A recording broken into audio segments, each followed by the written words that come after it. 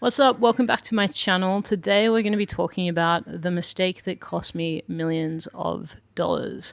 And although there's a whole bunch of lessons and cliches that every startup founder hears from the very beginning, I often found that this information was coming from people that I couldn't really relate to, people that felt a little bit or a lot removed from where I was at those early stages of my journey as a founder. And so today I'm going to break it down for you. I'm going to be answering 6 key questions that will support you in avoiding the mistakes that literally cost me significant amounts, hundreds of thousands, if not millions of dollars in capital, that if I was to go back in time and start my company again fresh with everything that I know now, my ability to create a lean startup would be a 20x on what I knew back then. All right, so let's go. Thinking of a time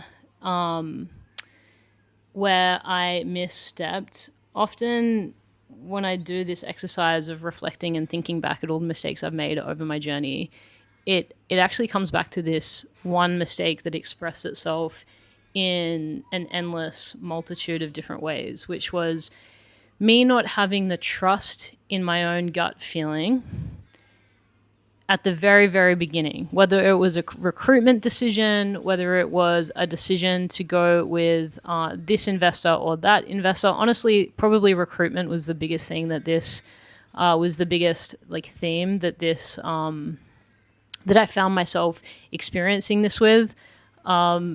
Investors for sure, in a previous company in particular, sort of choosing the wrong investors, and then that really did cost me a substantial amount of time and money. But when I look back at those sort of situations, from the very, very beginning, I always had this gut feeling that was just, that's not quite right. This person's not quite right.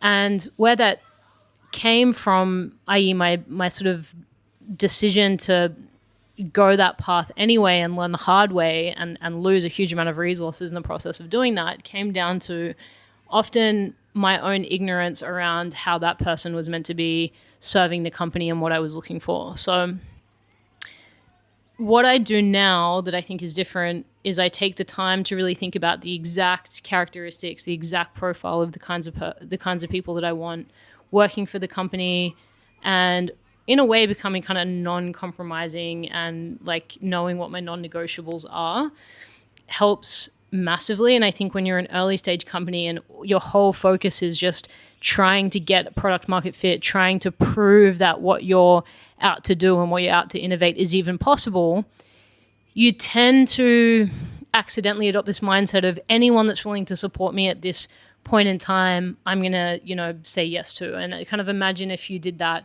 dating, right? And I think that there's actual synergies that we can draw from that.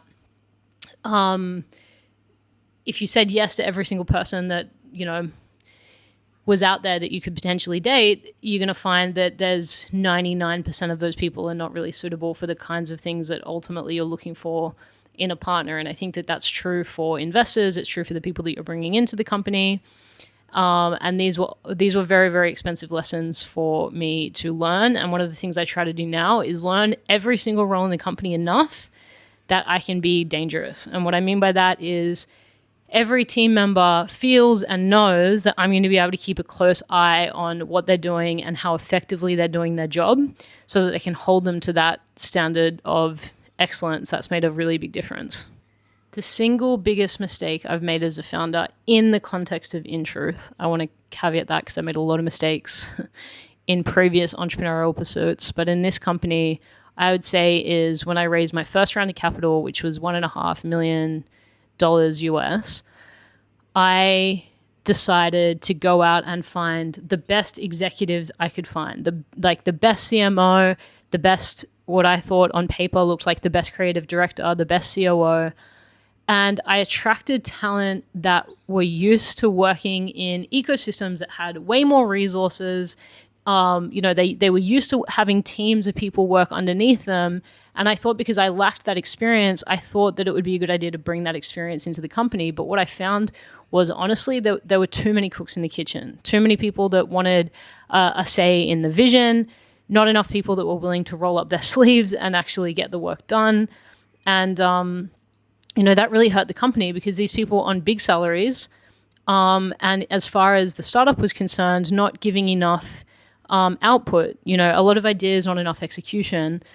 So that was the single biggest mistake I made that really probably cost me like a year or so in learning and cost me a substantial amount of capital. And if I could go back, I would bring in the bare minimum amount of executive oversight, i.e. probably a chief technical officer because I'm a non-technical founder, and a chief of science. And for the rest of the roles, I would look at how can we find junior or mid-tier talent that are really willing to get shit done.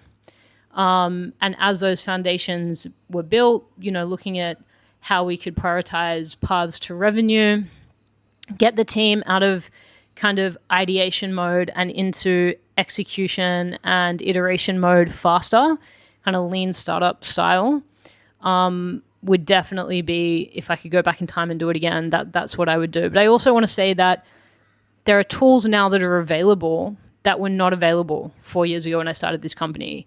And even now, we're going through a recruitment cycle at In Truth, and we wrote job descriptions 1 or 2 months ago that are literally now irrelevant because of the acceleration of AI. So the other thing I would say is be very on the pulse with what tools are available to you to be as competitive as possible, because if you don't do it, there are startup founders out there and startup teams out there that are willing to automate and become, dangerous in their efficiency, which obviously drives profit margins up considerably. You become more attractive to investors.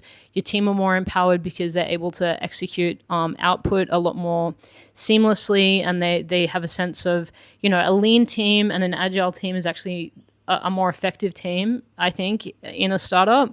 So that would also be something that I would really recommend and suggest that you do, especially if you're building an early stage startup in tech right now. It can feel really overwhelming to go and learn all the tools available. But I think getting really interested in that space is a very important thing to do. Were there moments that I felt out of alignment with In Truth's mission? On a deeper level, no.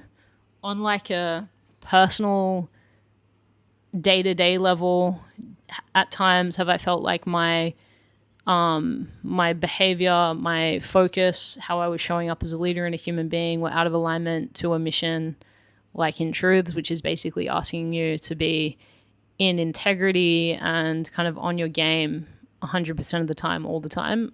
Yeah, of course. And I think the way I see founders who are dreaming a kind of a big vision for the future, as I have my entire life, I think that vision should be informing you and inspiring you to be a better person every single day. So the way I see it is, I was asked actually in an interview a few years ago, and I remember the question really distinctively because it hit quite hard. Do you feel like you have to make considerable sacrifices to serve your mission every day? And I think that this is something that a lot of sort of visionary thinkers feel, that they have to sacrifice their present moment in order to get to this kind of future that doesn't exist yet. And that's definitely a way that you can look at it. I think a different way you could look at it is if you're visioning a brighter future, if you're visioning a future that you feel, extremely inspired by, you can use that vision of the future and the idea of who you need to be in order to actualize that vision for the future. You can use that as inspiration to guide your decision-making and your values now.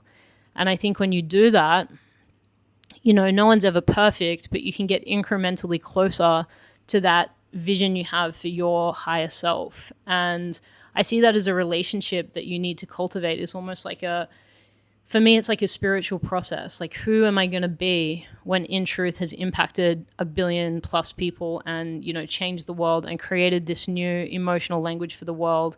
I'm going to have evolved so much as a human being at the point that we actualize that. And I use that visualization as a way to inform my perspective now. So I'm not sweating the small things as much. I'm able to make decisions with kind of my higher mind So, in short, yes, I feel like there's been times where I've been out of alignment, but I think that the clarity of where I'm going, even though sometimes I've had to take the scenic route, has always brought me back to where I need to be. Have there ever been investments of either time, money, and energy that turned out a way that I didn't expect? Yes, absolutely. And I think even my latest investment rounds, the places where I invested a lot of time had like little output, and the investors that didn't take up as much of my time and were kind of willing to move faster actually were the ones that ended up coming to the party. And there was a lot of lessons in that, right? I've become a lot more discerning now around my worth, my value, what in truth is worth, in truth's value, and being the one to kind of reclaim my power in those investment conversations and draw boundaries where necessary. And I'm very passionate about making sure that you're driving that power dynamic just as much as your investors are as a founder. And they find it more, magnetic anyway when you do that. People smell desperation, investors smell desperation, and you've got to be on top of that. And even when your, bank account is at an all-time low, it is a real practice to be able to be in the right energy and the right vibration to have those conversations. I think it is something that you just get better and better at, that discernment. But I think give everyone a first chance, but have a very kind of set structure of how you're vetting people. And for me, that comes down to their values. Do we have an aligned mission and vision for the world, for humanity? What kind of experience does this person bring? Do I actually enjoy talking to them? All of these things matter in the decisions I personally make when I'm thinking about people that ultimately I'm going to be in a long-term relationship with, which is, the case for a lot of the executives that you hire and the investors you bring onto your cap table. It's a marriage of sorts. And I think you need to take that as seriously, regardless of how much you need the money, as you would, choosing a life partner. Strategies that didn't go as planned, yes. Every startup, I think. I think you basically just have to get like very resilient and thick-skinned, and if you can see that a strategy is not working, you've got to have the guts to basically call it and rally the team back around, together in a a huddle, and use critical thinking and first principles thinking to analyze why that didn't work and come up with a better solution. And I think the faster you can do that, the better. That's sort of, typical startup mindset is you've got to be agile and be willing to pivot and iterate. And you're probably going to go through a million pivots and iterations. When you look at, companies like Canva, it started as a yearbook for seniors in high school. And now it's a design tool that, most organizations are using around the world. And so you can just imagine how many iterations Mel Perkins and her team went through to get the Canva that you see today. And that is about having an open mind, understanding where you want to go, but being very flexible in how you want to get there, especially when you're dealing with changing tides like we are today, because strategies that were more clunky and heavy on cost are probably going to be, or definitely going to be, streamlined more and more and more as we move forward. So you as the founder of the company have to be on the pulse of that and be willing to iterate where you can.